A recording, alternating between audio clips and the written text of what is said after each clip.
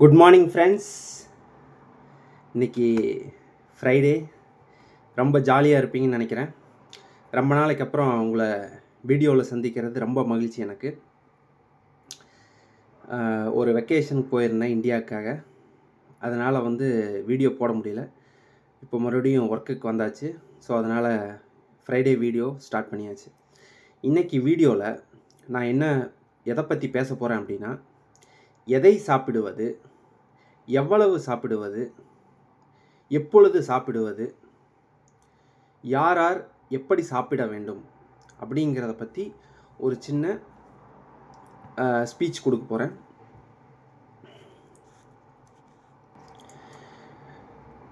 நான் கொடுக்குற தகவல்கள் ரொம்ப எக்ஸ்பெரிமெண்ட் பண்ணி ஜேர்னல்ஸில் பப்ளிஷ் ஆகி இதுதான் ஸ்டாண்டர்ட், இப்படி தான் இருக்கணும் அப்படிங்கிற வரைமுறைக்கெல்லாம் இல்லாதது. என்னோடய எக்ஸ்பீரியன்ஸில், அதாவது என்னோடய அனுபவத்தில் நான் என்ன தெரிஞ்சுக்கிட்டனோ அதை உங்களுக்கு ஷேர் பண்ணுறேன். எதை சாப்பிடுவது அப்படிங்கும்போது ஒரு பெரிய அன்எண்டிங் டிபேட் இருக்குது. சைவம் சாப்பிட்றதா, அசைவம் சாப்பிட்றதா, இல்லை அசைவம் சாப்பிட்டா எப்பெல்லாம் சாப்பிட்றது, இல்லை அசைவம் சாப்பிட்றவங்க உடம்புக்கு கெடுதலா, இல்லை சைவம் சாப்பிட்டா உடம்புக்கு நல்லதா, அப்படின்னு நிறைய ஏகப்பட்ட டிபேட் இருக்குது. இதை நான் பின்னாடி பேசுகிறேன். ஃபஸ்ட்டு எதை பற்றி பேசுகிறேன் அப்படின்னா, எத்தனை முறை சாப்பிடுவது அப்படிங்கிறத பற்றி பேசுகிறேன். ஏன்னா இப்போ மக்கள் முதல் 1990 வரைக்கும், 85 வரைக்கும் நம்மளுக்கு உணவு தேவை அதிகமாக இருந்துச்சு, உணவு உற்பத்தி கம்மியாக இருந்துச்சு. அதாவது ப்ரொடக்ஷன் கம்மியாக இருந்துச்சு, ரெக்குயர்மெண்ட் ஓவராக இருந்துச்சு. ஸோ இந்த மாதிரி இருக்கும்போது என்னாச்சு அப்படின்னா, மக்கள் அந்த காலகட்டத்தில், அதாவது 1985 80 இந்த காலகட்டம் வரைக்கும் வாழ்ந்த மக்கள் நாள் முழுக்க உழைச்சி ஒரு வேளை சாப்பாடு தான் சாப்பிடுவாங்க. அதாவது பார்த்திங்கன்னா, நைட்டு ஒரு வேளை சாப்பாடு, இல்லை ஒரு வேளை கஞ்சி, இந்த மாதிரி சாப்பாடு சாப்பிட முடியாத நிலை இருந்துச்சு. அப்போ அவங்களோட வாழ்க்கை முறையில் அவங்க சாப்பிட்ட சாப்பாடு ஒரு வேளை சாப்பாடு. 1990 தாண்டி 2000 தாண்டும்போது க்ரீன் ரெவல்யூஷன், பசுமை புரட்சி வந்துச்சு. இப்போ பசுமை புரட்சி அப்படிங்கும்போது ஒரு முக்கியமான ஆள் பேரை நான் சொல்ல விரும்புகிறேன். பசுமை புரட்சியை கொண்டு வந்தது யார் அப்படின்னா, சுவாமிநாதன் அப்படின்னு ஒரு இந்திய மேதை, அறிவியல் மேதை. அவர் தான் பசுமை புரட்சியை கொண்டு வந்தார். அவர் பசுமை புரட்சியை கொண்டு வந்ததையும் உணவு தேவை சாட்டிஸ்ஃபைட் ஆச்சு. அதாவது உணவு உற்பத்தி அதிகமாச்சு. உணவு உற்பத்தி அதிகமாகும்போது என்னாச்சு அப்படின்னா, மக்களோட வாழ்க்கை முறை கொஞ்சம் கொஞ்சமாக மாறிச்சு. மக்கள் தினமும் ஒரு வேளை சாப்பிட்றதுலேருந்து 2 வேளை சாப்பிட ஆரம்பித்தாங்க. சில பேர் 3 வேளை சாப்பிட ஆரம்பித்தாங்க. இந்த பசுமை புரட்சியால் என்ன நடந்துச்சு அப்படின்னா, உணவு தேவை நம்மளுக்கு போதுமான அளவு கூட ஃப்யூச்சரில் என்ன உணவு, எவ்வளோ உணவு வேணும் அப்படிங்கிறத நாம் இப்போவே அதுக்கேற்ற மாதிரி ப்ரொடியூஸ் பண்ணி வச்சுக்கிற அளவுக்கு ஒரு சொல்யூஷனை கொடுத்துச்சு. இதுதான் அந்த க்ரீன் ரெவல்யூஷன். இந்த க்ரீன் ரெவல்யூஷன்னால் என்னாச்சு அப்படின்னா, ஒரு வேளை சாப்பிட்ருந்த மக்கள் அதிகமாக சாப்பிட ஆரம்பித்தாங்க. அப்படி அதிகமாக சாப்பிட ஆரம்பித்த மக்கள் தொடர்ந்து ஒரு 30 வருஷம் சாப்பிட்டுட்டே இருக்காங்க. நிறைய வியாதிகள் வர ஆரம்பிச்சது.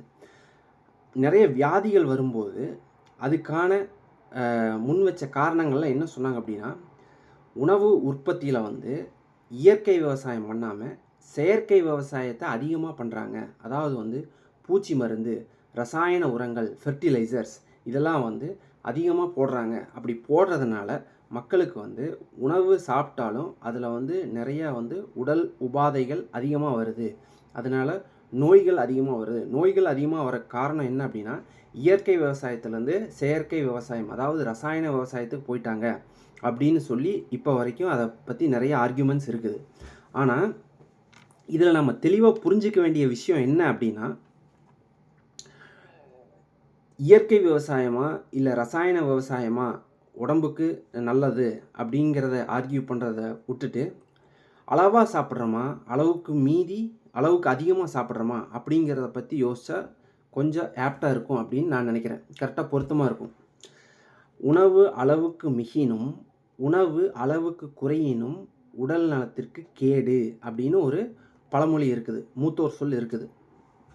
இதுலேருந்து நாம் என்ன புரிஞ்சுக்கணும் அப்படின்னா, இந்த காலத்தில் நிறைய நோய்கள் வர காரணம் என்ன அப்படின்னா, உணவு வந்து அதிகமாக சாப்பிட்றாங்க. எவ்வளோ சாப்பிட்றேன்னே தெரியாத அதிகமாக சாப்பிட்டு, எதை சாப்பிட்றேன்னே தெரியாமல் என்னென்னத்தையோ சாப்பிட்டுட்டு நிறைய உடல் உபாதைகள், இப்படி 10 வருஷம் 20 வருஷம் ஒரு சீரான பழக்க வழக்கம் இல்லாதனால என்னென்னத்தையோ சாப்பிட்டு நிறைய நோய்களுக்கு உள்ளாகிறாங்க. அதனால் ஃபஸ்ட்டு எத்தனை முறை சாப்பிடுவது அப்படிங்கிறத நான் தெளிவாக சொல்கிறேன். அதாவது வந்து டெய்லியும் மக்கள் வந்து 3 வேளை சாப்பிட்றாங்க. Breakfast, lunch, dinner. காலை உணவு, மதிய உணவு, இரவு உணவு. இதை யார் சாப்பிட்லாம் அப்படின்னா, பிறந்த குழந்தையிலேருந்து 25 வயதுக்கு உட்பட்ட நபர்கள் ஆக நீங்கள் இருந்தீங்க அப்படின்னா ஒரு நாளைக்கு 3 வேளை சாப்பிட்ணும். காலை உணவு சாப்பிட்ணும், மதிய உணவு சாப்பிட்ணும், இரவு உணவு சாப்பிட்ணும். அதாவது 25 வயதுக்கு குறைவானவர்கள் 25 வயதுக்கு குறைவானவர்கள் வந்து தினமும் 3 வேளை உணவு எடுத்துக்கிறது நல்லது. காலை உணவு, மதிய உணவு, இரவு உணவு. 25 வயதுக்கு மேலே இருக்கிறவங்க வந்து தினமும் 2 வேளை உணவாக மாற்றிக்கோங்க. அப்படின்னா என்ன அப்படின்னா, காலை உணவு சாப்பிடுங்க, அதுக்கப்புறம் வந்து சாயங்கால உணவாக மாற்றிக்கோங்க. மதிய உணவை தவிர்த்துட்டு மதிய உணவுக்கும் இரவு உணவுக்கும் இடைப்பட்ட வேலை சாயங்காலம் 3:30 மணி 4 மணி இந்த மாதிரி டைமில் நீங்கள் உணவை மேற்கொள்ளுங்க. அதாவது வந்து ஒரு நாளைக்கு 2 வேளை சாப்பிடுங்க. 25 வயதுக்கு நீங்கள் தாண்டிட்டீங்க அப்படின்னா ஒரு நாளைக்கு நீங்கள் சாப்பிட வேண்டிய உணவு வந்து 2 வேளை தான் சாப்பிடணும். ஃபஸ்ட்டு வந்து காலையில் எந்திரிச்சது பல்ல விளக்கிட்டு நீங்கள் எல்லாம் உங்களோட ரொட்டீனை முடிச்சுட்டு ஒரு வேளை சாப்பிட்ருங்க. அதுக்கப்புறம் வந்து எப்போ பசிக்குதோ, அதாவது வந்து சில நாளில் வந்து 2 மணிக்கு பசிக்கும், சில நாளில் வந்து 3 மணிக்கு பசிக்கும், சில நாள் ரொம்ப ஒர்க் பண்ணிங்க அப்படின்னா 12 மணிக்கு பசிக்கும், இல்லை ஒர்க் பண்ணவே இல்லைன்னா சில நாள் 3:30 மணிக்கு பசிக்கும். அந்த மாதிரி எப்போ பசிக்குதோ அப்போ பசிக்கும்போது 2வது வேளை உணவு சாப்பிடுங்க. ஒரு நாளைக்கு 2 வேளை மட்டும்தான் சாப்பிடணும். இது வந்து 25 வயதுக்கு மேற்பட்ட நபர்கள் ஒரு நாளைக்கு 2 வேளை சாப்பிட்டா போதும். நான் ஏன் இதை சொல்கிறேன் அப்படின்னா, 25 வயசு வரைக்கும் உடம்பு வந்து வளர்ச்சியில் இருக்கும்.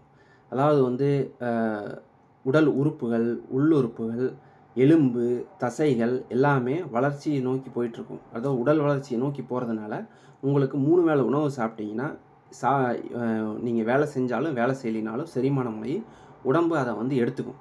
25 வயதுக்கு மேலே இந்த வளர்ச்சி விகிதம் அப்படிங்கிறது வந்து குறையுது. அப்போ குறையிறதுனால வளர்ச்சி விகிதம் குறையிறதுனால நாம் அதுக்கான கம்மியான அளவை எடுத்துக்கிட்டோம் அப்படின்னா அதுக்கேற்ற மாதிரி உடல் வந்து அதை எடுத்து பயன்படுத்திக்கும்.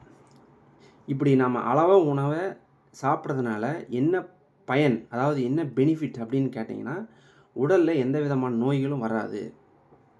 ஸோ இப்போ உங்களுக்கு புரிஞ்சிருக்கும்னு நினைக்கிறேன். ஷார்ட்டாக சொல்கிறேன். 25 வயசு கம்மினா நீங்கள் ஒரு நாளைக்கு 3 மீல் பிளான் ஃபாலோ பண்ணுங்கள். Breakfast, lunch, dinner. அபவ் 25 அப்படின்னா breakfast, evening food 2 meal plan follow பண்ணுங்கள். அதுக்கப்புறம் என்ன பண்ணுங்கள் அப்படின்னா, ஒரு வீக்கில் 7 டேஸ் அப்படின்னா நீங்கள் வந்து சாட்டர்டே வந்து ஃபாஸ்டிங் இருங்க. ஃபாஸ்டிங் அப்படின்னா வாட்டர் ஃபாஸ்டிங் அப்படின்னு சொல்லலாம். தண்ணியை மட்டும் குடிக்கிறது. ஃபாஸ்டிங் டேயில், அதாவது சாட்டர்டே நீங்கள் ஃபாஸ்டிங் இருக்கிறீங்க அப்படின்னா காலையில் உணவை தவிர்த்துருங்க, மத்தியானம் உணவை தவிர்த்துருங்க, அதுக்கு பதிலாக தண்ணி மட்டும் குடிங்க. சாயந்தரம் ஒரு வேளை உணவு, அதாவது 4:30 மணி இல்லை 5 மணிக்கு ஒரு வேளை உணவு கொஞ்சமாக சாப்பிட்டு உங்கள் ஃபாஸ்டிங்கை எண்ட் பண்ணுங்கள். இதுக்கு பேர் வந்து ஃபாஸ்டிங் டயட். வீக்லி ஒன்ஸ் வந்து ஃபாஸ்டிங் இருங்க. எல்லோரும் ஃபாஸ்டிங் இருக்கிறது நல்லது. அது சாட்டர்டே இருந்தீங்கன்னா ரொம்ப நல்லது. நான் ஏன் வந்து சாட்டர்டே ஃபாஸ்டிங் ஃபாலோ பண்ணணும் அப்படிங்கிறதையும் சொல்கிறேன். சாட்டர்டே ஃபாலோ பண்ணிங்கன்னா அதில் ஒரு பெனிஃபிட் இருக்குது. இப்போ நான் வந்து எத்தனை முறை சாப்பிட்றதுன்னு சொல்லிட்டேன். இப்போ அடுத்தது வந்து எந்த உணவை சாப்பிட்றது அப்படிங்கிறது ஒரு பெரிய டிபேட்டே இருக்குது. அதாவது வந்து சைவம் சாப்பிட்றவங்க அறிவாளியும் அசைவம் சாப்பிட்றவங்க முட்டாளும் இப்படிங்கிற மாதிரியெல்லாம் நிறைய பார்வைகள் இருக்குது. ஆனால் சில பேர் என்ன சொல்கிறாங்கன்னா, அசைவம் சாப்பிட்றவங்க தான் நோபல் ப்ரைஸ் வாங்கியிருக்காங்க, சைவம் சாப்பிட்றவங்க எத்தனை பேர் நோபல் ப்ரைஸ் வாங்கினாங்க அப்படின்னும் பேசுகிறாங்க. ஸோ இப்படி இருக்கும்போது நம்ம எதை சாப்பிட்ணும் அப்படின்னா, அசைவம் சாப்பிடலாமா வேண்டாமா அப்படிங்கிறத விட, அசைவத்தை தவிர்க்கிறத விட அசைவத்தை சேர்த்திக்கலாம். ஏன்னா வந்து இப்போ இருக்கிற காலகட்டத்தில் 90-95% மேற்பட்ட மக்கள் வந்து அசைவத்தை சாப்பிட்றாங்க. அப்படி சாப்பிடும்போது அதை வந்து வேண்டாம் அப்படின்னு சொல்லி அறவே தவிர்க்க முடியாது. ஆனால் அசைவத்தை குறைச்சிக்கலாம். அதாவது குறைச்சிக்கிறது அப்படின்னா, வாரத்தில் ஒரு நாள் மட்டும் சாப்பிடுங்க. ஒரே ஒரு நாள் ஒரு வேளை. அதாவது வந்து ஞாயிற்றுக்கிழமை மத்தியானம் ஒரு வேளை மட்டும் நீங்கள் என்ன அசைவம் சாப்பிட்டாலும் சாப்பிட்லாம். ஒரு வாரத்துக்கு பிளான் பண்ணிக்கோங்க. ஒரு வாரத்தில் ஞாயிற்றுக்கிழமை மத்தியானம் ஒரு வேளை மட்டும் அசைவத்தை சாப்பிடுங்க. அப்படி சாப்பிட்டீங்க அப்படின்னா உங்கள் உடலுக்கும் பெருசாக பாதிப்பு இருக்காது. நீங்கள் அசைவத்தில் ஒரு சில நல்லது இருக்குது அப்படின்னு நிறைய மருத்துவர்கள் சொல்கிறாங்க. அந்த நல்லதும் உங்கள் உடம்புக்கு வந்துடும். அதே மாதிரி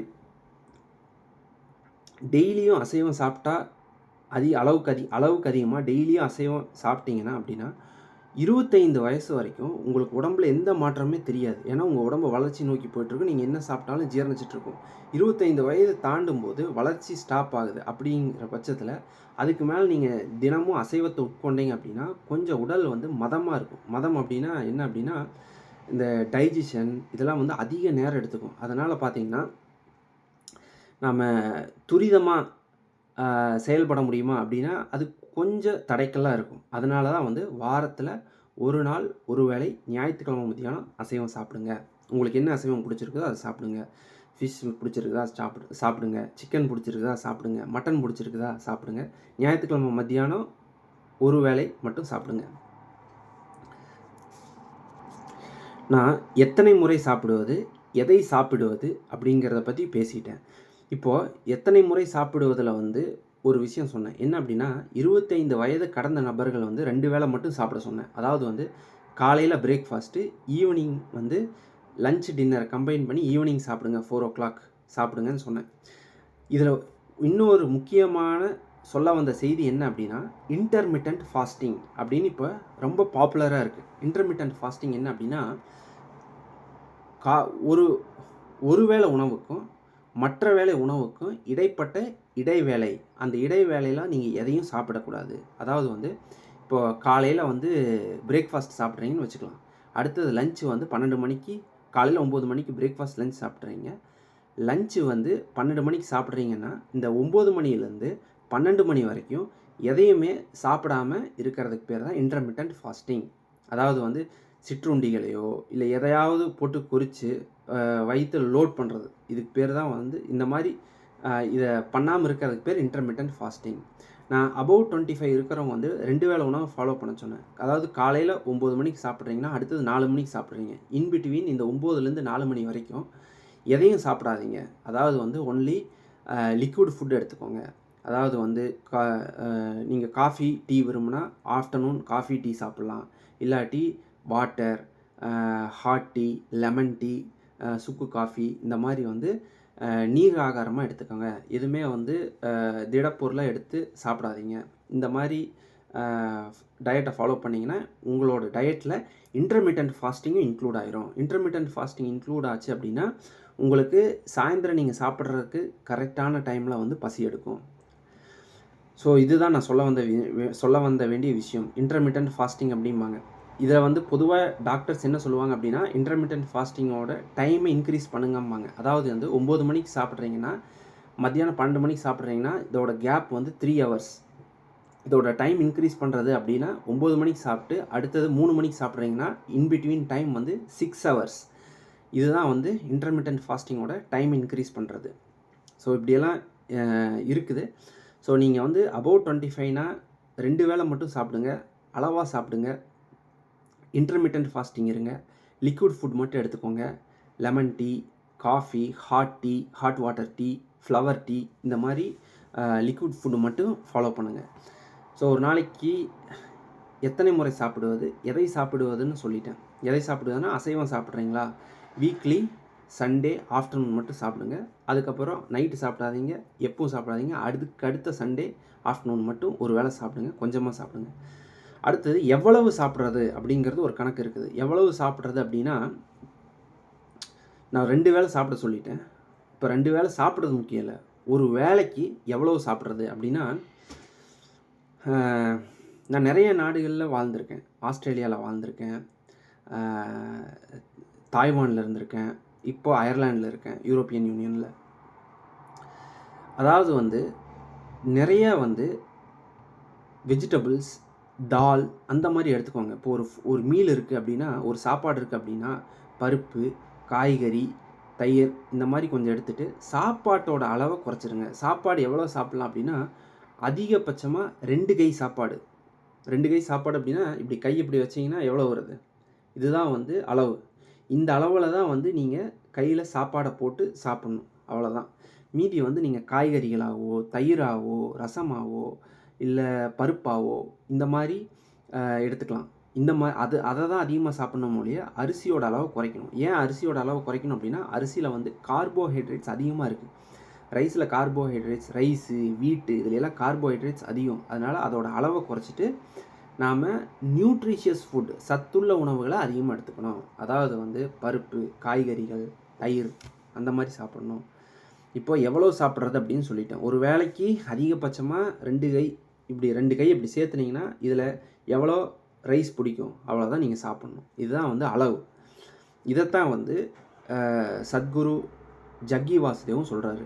அவர்கிட்டையும் இந்த கேள்வி கேட்டாங்க, எவ்வளோ சாப்பிட்றது அப்படின்னு. அவரும் அளவான உணவு சாப்பிட்ணும் அப்படிங்கிறதுல இதை தான் சொன்னார். எவ்வளோ அரிசி சாப்பாடு சாப்பிட்ணும் அப்படின்னா 2 கையை வச்சு இதில் எவ்வளோ அரிசி பிடிக்குதோ அதை சாப்பிடுங்க, இதுதான் அளவு அப்படின்னு அவரும் சொல்லியிருக்காரு. ஏன் இந்த மாதிரி ஃபாலோ பண்ணணும் அப்படின்னா, அப்போ தான் வந்து உடல் உபாதைகள், உடல் நோய்கள்லேருந்து உங்களை தவிர்த்துக்க முடியும். அதாவது வந்து உணவே மருந்து, மருந்தே உணவு அப்படிங்கிறது தமிழர் வழக்கத்தில் உள்ள கோட்பாடு. 2வது என்ன அப்படின்னா, உங்களோட அன்றாட வாழ்க்கையில் எல்லாம் வந்து வெயிங் மிஷின் வாங்கிக்கோங்க. வெயிட் பார்க்குற மிஷின் வச்சுக்கோங்க. நீங்கள் எவ்வளோ வெயிட் இருக்கீங்க அப்படிங்கிறத பார்த்துக்கோங்க. அதாவது வந்து பிஎம்ஐ, பாடி மாஸ் இண்டெக்ஸ் அப்படிம்பாங்க. அதாவது வந்து உங்களோட உயரம் சராசரியாக 180 சென்டிமீட்டர் அப்படின்னா 100 கழிச்சிட்டு நீங்கள் 80 கிலோ வரைக்கும் இருக்கலாம். 80க்கு மேலே போயிட்டீங்கன்னா 80, 83 தாண்டிங்கன்னா ஒபீஸ், அதாவது வந்து உடல் பருமன் அப்படின்னு சொல்லுவாங்க. அதாவது வந்து பிஎம்ஐ மெயின்டைன் பண்ணிங்க அப்படின்னா உடம்புக்கு நல்லது. பிஎம்ஐ மெயின்டைன் பண்ணுறதுக்கு வெயிங் மிஷின் வேணும். அதை வாங்கி வச்சுட்டு ஒரு 3 நாளைக்கு ஒரு தடவை உங்கள் வெயிட் பார்த்துக்கோங்க. வெயிட் அதிகமாகுதா இல்லை வெயிட் குறையுதா? வெயிட் குறைஞ்சா நல்லது. வெயிட் அதிகமானால் சில சமயம் குண்டாக இருக்கிறவங்களுக்கு கவலையாக இருக்கும். அதனால் வெயிட்டை கண்ட்ரோல்டாக வச்சு மெயின்டைன் பண்ணுறதுக்கு ஒரு வெயிங் மிஷின் வாங்கி உங்கள் லைஃப்பை லீட் பண்ணுங்கள் அப்படிங்கிறத நான் சொல்ல வேண்டிய விஷயம். இன்றைக்கி நான் ஒரு சிம்பிளான விஷயங்கள் தான் சொன்னேன். என்ன சொன்னேன் அப்படின்னா, எதை சாப்பிடுவது, எத்தனை முறை சாப்பிடுவது, எவ்வளவு சாப்பிடுவது, அப்புறம் இன்டர்மிட்டன்ட் ஃபாஸ்டிங்னா என்ன, அதில் நல்ல விஷயங்கள் என்ன அப்படிங்கிறதெல்லாம் சொன்னேன். ஸோ இந்த விஷயங்கள் வந்து உங்களுக்கு ஏதாவது ஒரு வகையில் யூஸ்ஃபுல்லாக இருந்திருக்கும். ஏன் சொல்கிறேன் அப்படின்னா, சில மக்களுக்கு வந்து எத்தனை முறை சாப்பிட்றதுனே தெரியல. அதாவது 3 வேளை சாப்பிடணும்னு சொல்லிட்டாங்க. அதாவது குழந்தை பருவத்தில் 3 வேளை சாப்பிட்ணும், ஆனால் வயோதிக பருவத்தில் 2 வேளை தான் சாப்பிட்ணும் அப்படிங்கிறதெல்லாம் தெளிவாக யாரும் பிரித்து சொல்லலை. அதனால் இந்த வீடியோவில் உங்களுக்கு நான் தெளிவாக சொல்லியிருக்கேன். 25 வயசுக்கு கம்மினா நீங்கள் 3 வேளை சாப்பிடுங்க. 25 வயசுக்கு மேலேனா 2 வேளை சாப்பாடாக மாற்றுங்க. அசைவம் சாப்பிட்லாமான்னா சாப்பிடலாம். எப்போ? ஒரு வாரத்துக்கு ஞாயிற்றுக்கிழமை மத்தியானம் ஒரு வேளை சாப்பிடுங்க. அதே மாதிரி ஞாயிற்றுக்கிழமைக்கு முந்தின நாள் சனிக்கிழமை எல்லோரும் வந்து ஃபாஸ்டிங் இருங்க, வாட்டர் ஃபாஸ்டிங் இருங்க. த்ரூ அவுட் த டே வாட்டரை மட்டும் குடிங்க. சாயந்தரம் 4 மணிக்கு 5 மணிக்கு ஒரு வேளை சாப்பாடு லைட்டாக சாப்பிடுங்க. இந்த மாதிரி ஒரு லைஃப்பை லீட் பண்ணலாம்.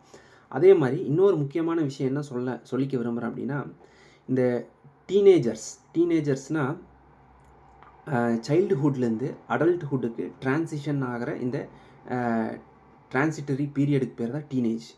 இந்த டீனேஜில் வந்து உடம்புல நிறையா ஹார்மோன்ஸ் வரும். அப்போ வந்து அவங்களுக்கு வந்து ஆண்களாகட்டும் பெண்களாகட்டும் அவங்களுக்கு வந்து செக்ஸுவல் ஃபீலிங் அதிகமாக இருக்கும். அதாவது வந்து உடம்பு வந்து வயோதிகத்தை அடையிறதுனால கொஞ்சம் உடம்பு அரவுசலாக இருக்கும். அதை எப்படி நம்ம வந்து டயட்டில் வச்சு பேலன்ஸ் பண்ணுறது அப்படிங்கிறத பற்றி சொல்லி முடிக்கிறேன். இப்போ டீனேஜர்ஸாக இருந்தீங்க அப்படின்னா வாரத்தில் 2 நாள் நைட் மீலை ஸ்கிப் பண்ணுங்கள். நைட் மீலை ஸ்கிப் பண்ணிங்க அப்படின்னா உங்களுக்கு அந்த டைமில் வந்து உடம்புல ஹார்மோன் அதிகமாக இருக்கும். அதிகமாக இருக்கும்போது உங்களுக்கு நிறையா வந்து ட்ரிகர்ஸு, அன்வான்ட் டிசையர்ஸு இதெல்லாம் அதிகமாக வரும். அதை வந்து நம்ம பேலன்ஸ் பண்ணோன்னா ஃபுட்டை வச்சு பேலன்ஸ் பண்ணலாம். காலையில் சாப்பிடுங்க. அதுக்கப்புறம் வந்து 2 வேளை சாப்பிடாமல் இருங்க. உடம்புல ட்ரிகர் அதிகமாக இருக்குது, ஹார்மோன் அதிகமாக இருக்குது, ட்ரிகர் அதிகமாக இருக்குது அப்படின்னா டீனேஜர்ஸ் வந்து வாரத்தில் 2 நாள் நைட்டு ஃபுட்டை ஸ்கிப் பண்ணிவிட்டு வாரத்தில் 2 நாள் 1 மீல் மட்டும் ஃபாலோ பண்ணுங்கள். இந்த மாதிரி ஃபாலோ பண்ணிங்க அப்படின்னா அந்த டைமில் ஹார்மோன் அதிகமாக சுரக்கிறத வந்து உங்களுக்கு பாடியில் பேலன்ஸ்டாக இருக்கும். இந்த ஹார்மோனால் ட்ரிகர் ஆகி வர அன்வான்ட் டிசையர்ஸ் இந்த மாதிரி தவிர்க்கலாம். ஸோ இதுதான் நான் சொல்ல வந்த வேண்டிய விஷயம். இன்றைக்கி நான் ஒரு சில விஷயங்கள் சொல்லியிருக்கேன். அது உங்களுக்கு யூஸ்ஃபுல்லாக இருக்கும்னு நான் நினைக்கிறேன். இதை பிடிச்சிருந்தா இதை ஃபாலோ பண்ணுங்கள், இதை பற்றி பேசுங்க, இதை பற்றி அடுத்தவங்களுக்கும் சொல்லுங்கள். உங்கள் உடம்போட ஆரோக்கியத்தில் கவனமாக இருங்க. எப்போதும் மகிழ்ச்சியாக இருங்க. நீங்கள் மகிழ்ச்சியாக இருந்தீங்கன்னா தான் அடுத்தவங்களுக்கு மகிழ்ச்சி நீங்கள் தர முடியும். அதனால் எப்போவுமே மகிழ்ச்சியாக ஒரு ஸ்மைலிங் ஃபேஸோட உங்கள் லைஃப்பை லீட் பண்ணுங்கள். தேங்க்யூ. பாய்.